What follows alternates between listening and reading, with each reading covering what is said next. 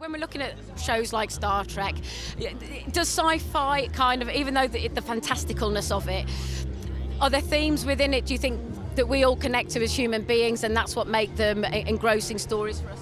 I think it's precisely because of these fantastical themes, or they're set on other planets, we can hear the message of them more clearly than if they're set in worlds that we recognize, when our own kind of conscious or unconscious biases kick in. And Star Trek has always been about, it's always been a progressive show, and it was born out of the civil rights movement and the birth of feminism.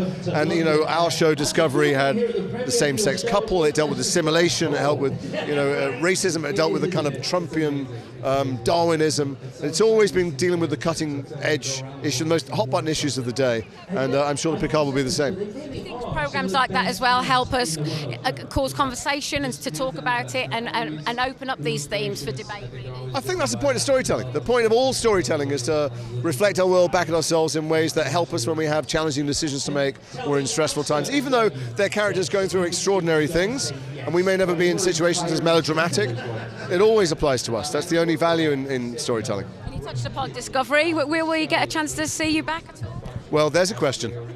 Actually, they're the writers. We can go and ask them in a minute. Tap them up. And what have you got coming up? I'm about to start shooting next week with Matthew McFadden and Colin Firth, a film called Operation Mincemeat, which is a film about the guys who came up with the plan to float a body up with fake papers in the Second World War. So with the brilliant John Madden directing, and then some other stuff.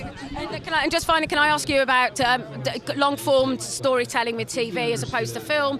Is the beauty of long-form storytelling an opportunity for you to sort of have time to spend more with a character, get to know it, and explore different facets of it? Well, it's the difference between a short story and a novel. You know, you get a chance, characters get a chance to surprise you, to act out of character.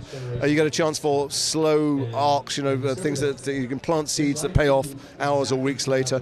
It's much more enjoyable as an actor to make, but then, everyone likes variety. Sometimes you like a snack, a chocolate bar, and sometimes you want a 5-course meal. But it's a richer and more textured experience having a story told to you over weeks and weeks, I think, or over 10 hours. That is it from the premiere of Star Trek Picard. Remember to like, subscribe, and remember, make it so.